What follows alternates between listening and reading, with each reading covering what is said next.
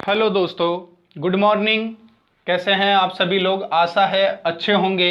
और हम हमारे क्लास में प्राचीन इतिहास को पढ़ रहे थे। प्राचीन इतिहास में हमने पूर्व वैदिक काल को यानी वैदिक सभ्यता के दौर में पूर्व वैदिक काल को देखा। 1500 बीसी से लेकर के 1000 बीसी तक के टाइम पीरियड के बारे में जाना। उस काल में आर्य किस तरीके से भारत में आए, उनका राजनीतिक, आर्थिक, धार्मिक और सामाजिक जीवन किस प्रकार का था। इसके अलावा वहाँ का जो प्रशासनिक व्यवस्था थी वो किस तरह की थी, न्याय व्यवस्था का क्या मतलब न्याय व्यवस्था का क्या स्थायित्व था या नहीं, इन सब चीज़ों को हमने जाना। विदेशी व्यापार वगैरह जो भी पनपे थे या नहीं थे, या नई नई चीज़ें जो हुआ करती थी, वो सभी चीज़ों के बारे में हमने पहले पूर्व वैदिक काल के बारे में हमने पढ़ लिया है। लेकिन अब बात करते हैं उत्तर वैदिक काल। इन्हें अलग अलग पढ़ना क्यों जरूरी है? इन्हें एक साथ में भी पढ़ा जा सकता है, लेकिन इन्हें अलग अलग पढ़ने का एक मेन रीजन यह होता है कि क्योंकि पूर्व वैदिक काल से बिल्कुल अलग है उत्तर वैदिक काल। क्योंकि पूर्व वैदिक काल में जहाँ छोटे छोटे जन कबीले हुआ करते थे, वो कबीले धीरे धीरे जैसे जैसे टाइम पीरियड गुजर गया तो 1000 बीसी के आते आते वो जन या कबीले जो बड़े बड़े जनपदों में बट गए, यानी बड़े बड़े जनपदों का निर्माण हो गया और बड़े बड़े जनपद महाजनपद आगे बन जाएंगे, जहां हम महाजनपद काल पढ़ेंगे। ठीक है दोस्तों, फिर क्या हुआ कि देखो, सबसे पहले जब पूर्व वैदिक काल के बाद में धीरे धीरे समय गुजरता गया, 1000 बीसी का टाइम पीरियड आया, तो इस काल में एक महत्वपूर्ण चीज की खोज हो गई, एक महत्वपूर्ण धातु की खोज हो गई जो कि कांसे या तांबे से ज्यादा मजबूती रखती थी। कहने का मतलब है, मैं बात कर रहा हूं आपसे लोहे की, लोहे धातु की बात कर रहा हूं। यानी लोहे धातु की खोज लगभग 1000 बीसी के टाइम पीरियड के समथिंग हुई। तो उस लोहे की खोज की वजह से एक ऐसी मानो कि जैसे परिवर्तन की क्रांति आई हो, तो उस क्रांति की वजह से यानी लोहे की खोज की वजह से पूरा का पूरा जो वैदिक काल था, यानी जो आर्यों की सभ्यता के अंतर जो भी परिवर्तन आना था, वो परिवर्तन यहीं से शुरू हुआ। यूं कह सकते हैं कि लोहे की खोज ने वैदिक सभ्यता को विकास की एक नई बागडोर संभाल दी। कहने का मतलब हम यूं कहें कि लोहे की खोज जो थी वो वैदिक काल में आर्यों के लिए एक सामाजिक आर्थिक क्रांति के तौर पर भी सबसे अच्छी रही होगी। ठीक है, लोहे धातु क्यों ज्यादा इंपॉर्टेंट थी? क्योंकि यह कांसे या तांबे से ज्यादा मजबूत हुआ करती थी। ठीक, इसके द्वारा आप औजारों का निर्माण किया कर सकते थे।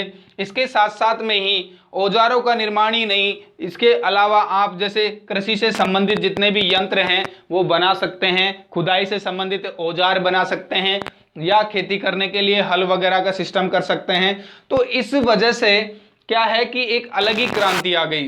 पहले क्या हुआ करता था कि जैसे खेती सिर्फ परिवार के लिए किया करते थे लोग बाग, परिवार के लिए खेती होती थी, इतनी मेहनत करते थे, फिर पेट पालने के लिए ही अनाज पैदा होता था। लेकिन जब से लोहे की खोज हुई है, तो लोहे की खोज की वजह से नए नए उपकरण बने हैं, और नए नए उपकरण बनने के बाद में जो खेती है या कृषि है उसके अंदर बहुत बड़ा चेंज देखने को मिला।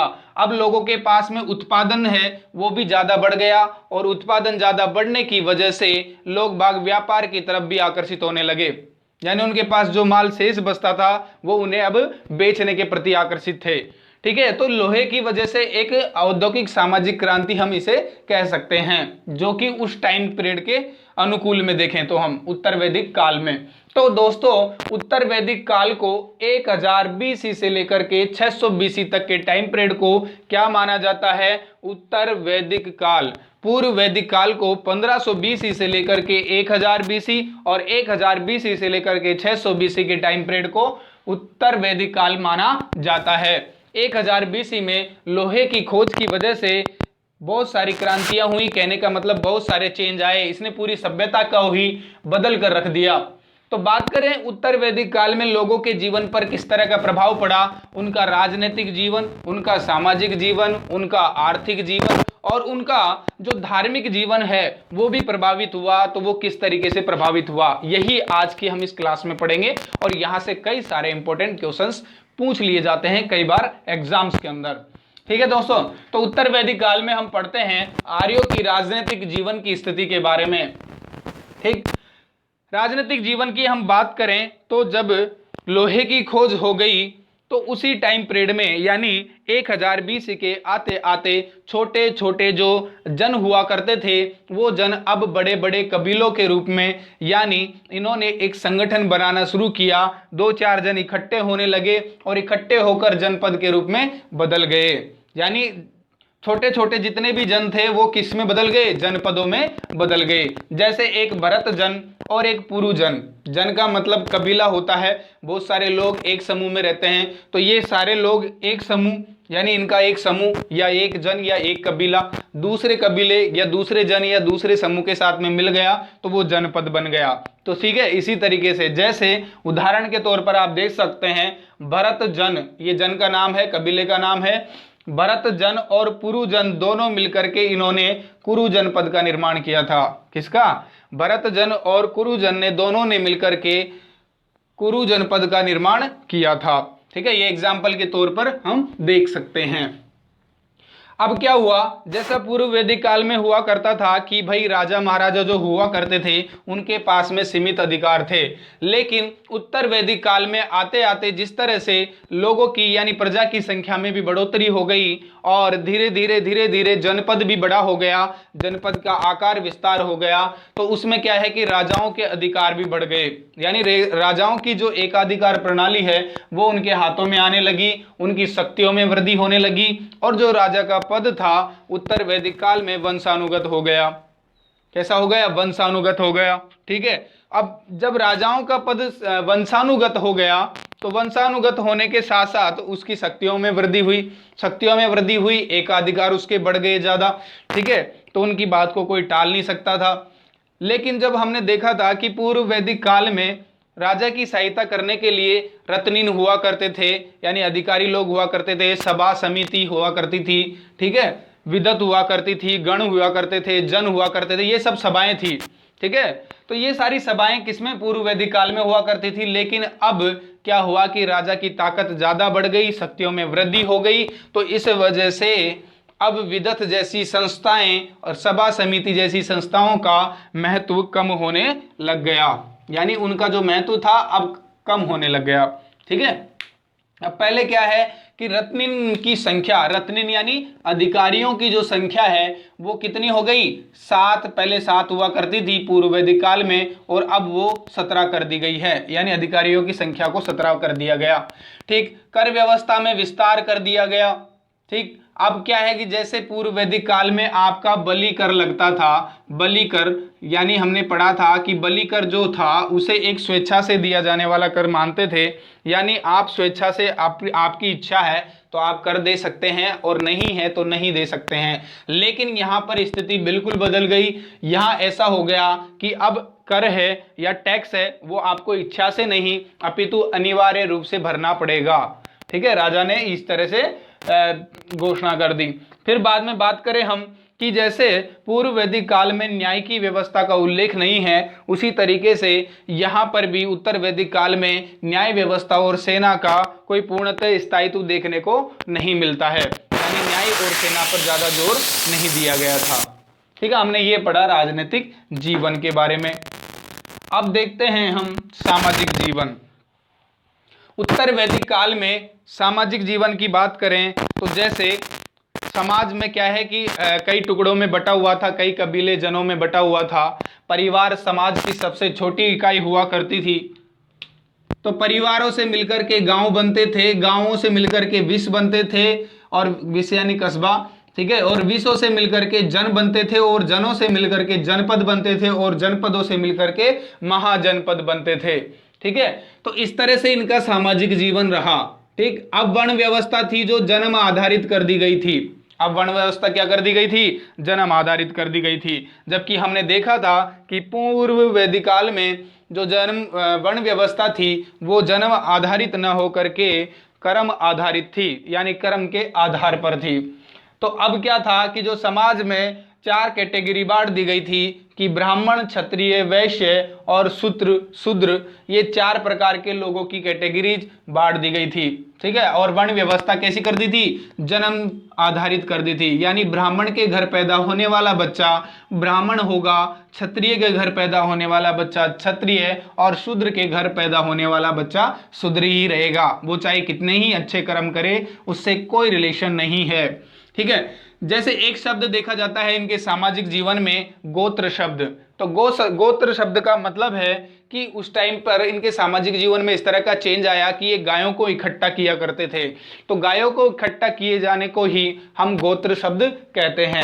इस शब्द की उत्पत्ति उसी समय से हुई है जब गोधनों को इकट्ठा किया जाता था।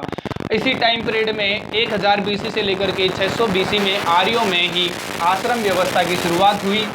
चार प्रकार के आश्रम होते हैं, यहाँ थोड़ा बहुत जान लेते हैं। चार प्रकार के आश्रम में जैसे पहला है ब्रह्मचर्य आश्रम, ये 25-25 साल के अंतराल में है।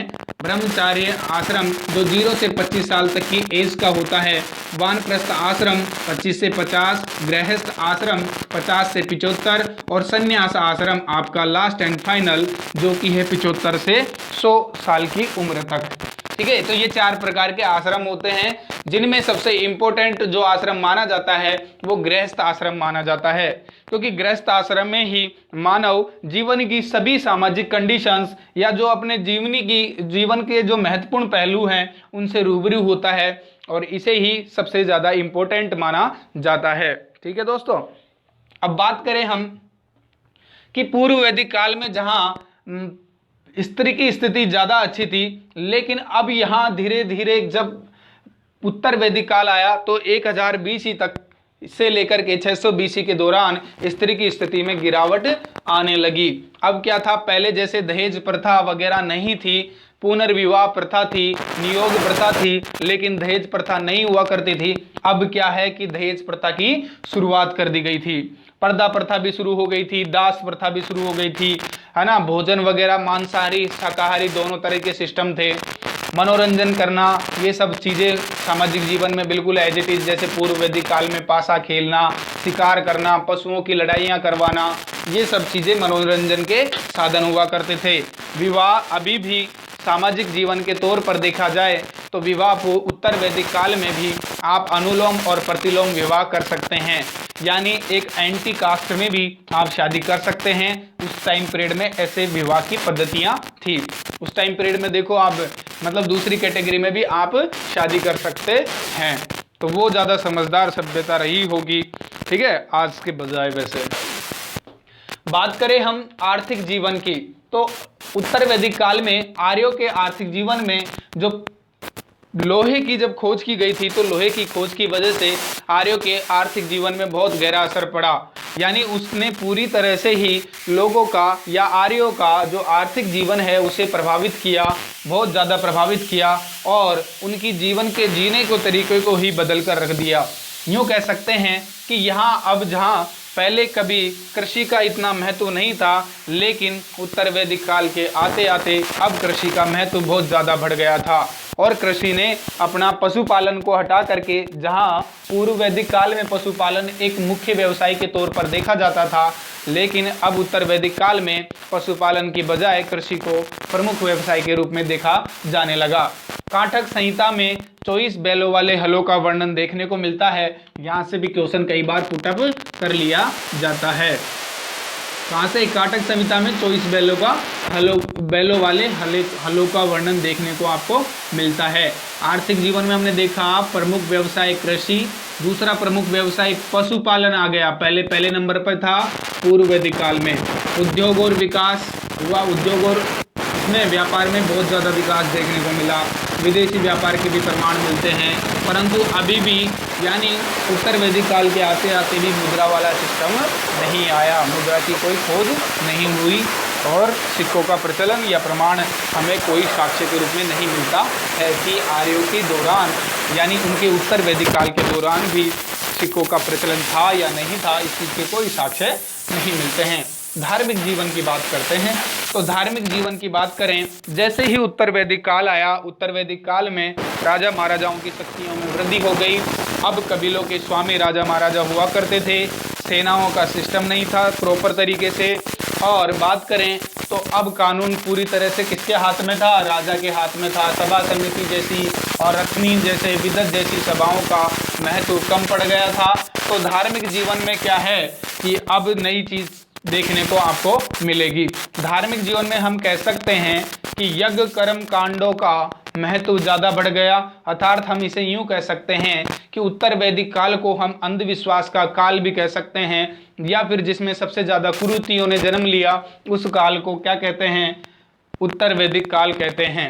इसकी उपनिषदों में भी विभिन्न प्रकार के जो उपनिषद हैं उनमें भी 108 उपनिषद हैं, उनमें भी इस चीज़ की बुराई हुई थी उत्तर वैदिक काल की, कि यहाँ सबसे ज़्यादा क्या देखने को मिले हैं? अंधविश्वास और कुरीतियों को पनपते हुए देखा गया है।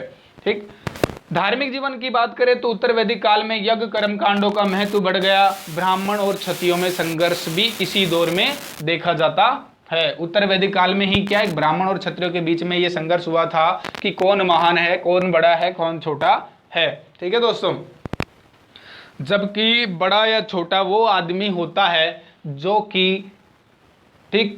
कि मतलब थोड़ा समानता को समानता वगैरह को स्थान देता हो, अपने समान रक्त वाले आदमी को महत्व देता हो। मतलब मनुष्य को महत्व नहीं देगा तो वो महान कहाँ से होगा, और वो आपस में संघर्ष करें। तो ये दौर आज भी विद्यमान है जो कि बहुत गलत है। ठीक है, तो छोड़ते हैं उस बात को, आगे चलते हैं।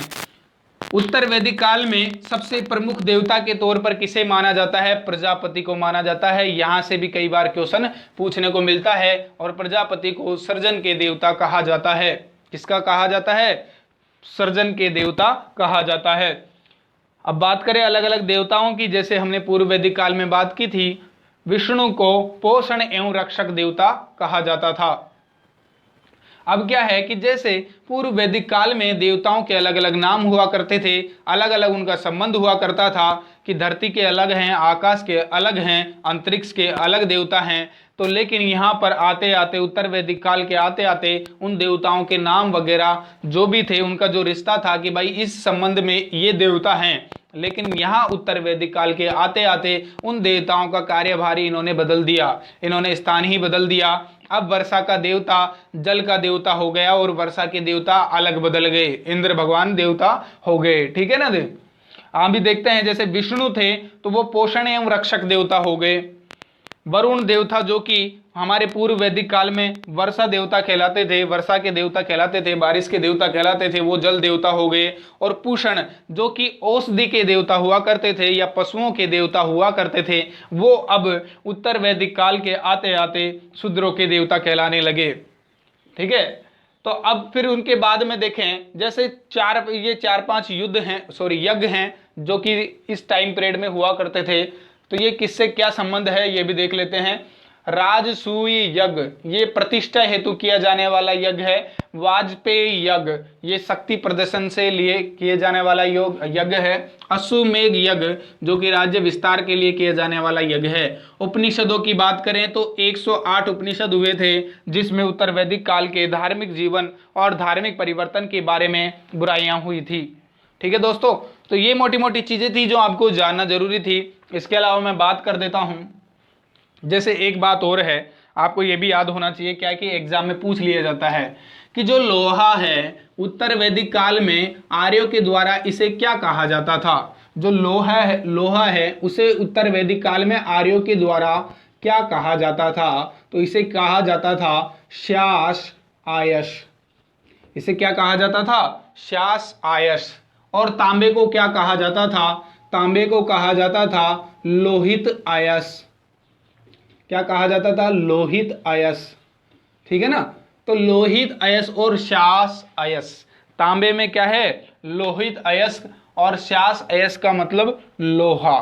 ठीक है, तो ये चीजें कही जाती थी। यहां से भी कई बार क्वेश्चन पूछ लिए जाते हैं। अब मैं बात करूं कि उस टाइम पीरियड में जैसे वैदिक पीरियड के अंदर जब नदियां थी तो नदियों को आज किस किस नाम से जाना जाता है वो चीजें भी हम देख लेते हैं एक बार। जो पौराणिक नदियां हैं उन्हें आज वर्तमान में उनकी स्थिति क्या है, किस नाम से जाना जाता है, वो चीज देखते हैं। जैसे मैं बात करूं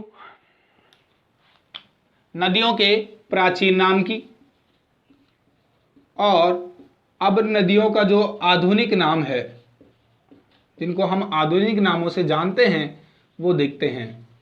ठीक है, प्राचीन नामों में हम बात करें, जो वितस्ता नदी थी, उस नदी को वर्तमान में क्या कहा जाता है? झेलम नदी के नाम से जानते हैं। आप सभी जानते होंगे क्या कहा जाता है? झेलम नदी कहते हैं। पुरुषनी नदी, कौन सी नदी? पुरुषनी नदी या पौरुषनी नदी, जो कि अभी किस नदी से नाम से जानी जाती है? रावी नदी के नाम से जानी जाती है। पुरुषनी नदी के किनारे पर दसराज युद्ध लड़ा गया था। कौन सा युद्ध लड़ा गया था? दसराग युद्ध। कौन सा? दसराग युद्ध। और ये किसके द्वारा? सुदास के द्वारा 10 जनों के बीच में लड़ा गया था। 10 जन का मतलब 10 कबीले एक साथ इकट्ठे हुए थे राजा सुदास के खिलाफ, तो उसे ही दसराज युद्ध कहते हैं और इसमें सुदास ही जीता था। ठीक है, ये क्वेश्चन यहाँ से ये बनता है कि ये कौन सी नदी के किनारे पर ये युद्ध लड़ा गया था? उस नदी का नाम है पौरुषणी या रावी नदी, जो कि आधुनिक तौर पर हमारी जानी जाती है। बात करें हम, जो वैदिक काल में एक सतुद्री नदी का नाम भी आता है, सतुद्री। तो सतुद्री नदी जो कि हमारी वर्तमान में सतलज नदी के नाम से जानी जाती है। कौन सी नदी है? सतलज नदी। आगे हम बात करें तो चेनाब नदी की, तो अस्किनी जो नदी थी, अस्किनी नदी को वर्तमान में चेनाब या चिनाब नदी के नाम से जाना जाता है। अस्किनी नदी को वर्तमान में चेनाब या चिनास्क नदी के नाम से जाना जाता है। बात करें गंडक नदी की, तो गंडक नदी को वर्तमान में गंडक नदी को तो वर्तमान में तो गंडक नदी के नाम से जाना जाता है, लेकिन इसका प्राचीन नाम सदा नीरा हुआ करता था। क्या नाम हुआ करता था? सदा नीरा नदी हुआ करता था। बात करें कुंभा नदी की, तो कुंभा नदी को वर्तमान में काबुल के नाम से जाना जाता है या काबुल नदी के नाम से जाना जाता है। बात करें हम बिपाशा की, तो विपाशा नदी जो कि प्राचीन टाइम पे थी, तो विपाशा नदी को वर्तमान में किस नदी से नाम से जाना जाता है? व्यास नदी के नाम से जाना जाता है। कई बार मेल खिलाने वाले जो मेल वाले क्वेश्चन आते हैं ना, ऐसे करके इससे कौन से ऑप्शन से क्या मेल खाएगा, तो उसमें ये पूछ लिया जाता है। इस वजह से आपको थोड़ा बहुत देखना जरूरी है। एक द्वैसद्वती, मतलब द्वैसद्वती,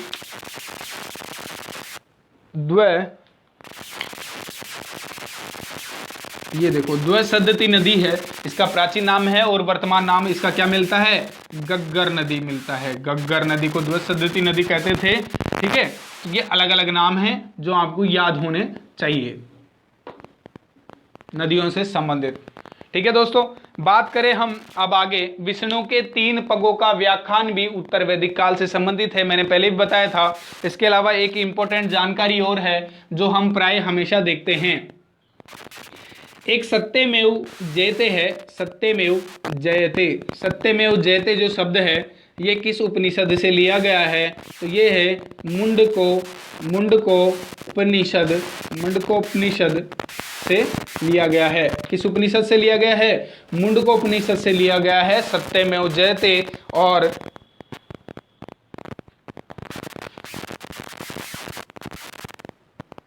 और इसी उपनिषद के अंदर जो उत्तर वैदिक काल है, मुंडको उपनिषद में सत्यमेव जयते शब्द का व्याख्यान है। और इसी उपनिषद के अंदर यज्ञों को क्या कहा जाता है? यज्ञों को फूटीनाव कहा जाता है। तो ये क्वेश्चन भी पहले पूछा जा चुका है कि कौन से उपनिषद में यज्ञों को फूटीनाव माना जाता है? तो वो है मुंडको उपनिषद।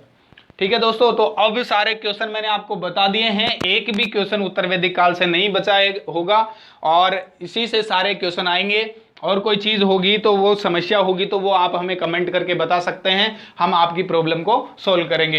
ये मैंने आपको सिर्फ बोर्ड पर लिखाकर इस वजह से पढ़ा रहा हूँ ताकि एक तो टाइम कम लगे और दूसरी बात मैं एक क्लास लेकर आऊंगा जो कि सिर्फ स्पेशल यूपीएससी लेवल की होगी, लेकिन उस क्लास में आपको कहानियां बताई जाएगी। जो हिस्ट्री है, इतिहास है, उसे हम इतिहास की ही जुबान से सुनेंगे, यानी पूरी कहानी के तौर पर उसको पढ़ेंगे और समझेंगे, और तब मजा आएगा। अभी मैं आपको सिर्फ डाटा प्रोवाइड करवा रहा हूं कि इस तरह का मामला था। ठीक है दोस्तों, बाद में जब हम एक पूरी वीडियो बनाएंगे या 2 पार्ट्स में उसको डिवाइड कर देंगे, एक बड़ी हो जाएगी, तो 2 पार्ट्स में अगर उसको डिवाइड करेंगे तो 10-12 घंटे की एक वीडियो बनाएंगे। उसमें बड़े ही मजे के साथ में वापस से इन सब चीजों को बोर्ड पे लिखेंगे और पूरी कहानियां बनाते हुए एक मजेदार तरीके से, एक ट्विस्ट के साथ में, रोमांटिक तरीके से हिस्ट्री को समझेंगे, ताकि आप कभी भी इसे अपने दिमाग से ना निकाल पाए और भूलेंगे नहीं, और एग्जाम में भी कंफ्यूजन बिल्कुल ना हो। ठीक है दोस्तों, मिलते हैं नेक्स्ट वीडियो में।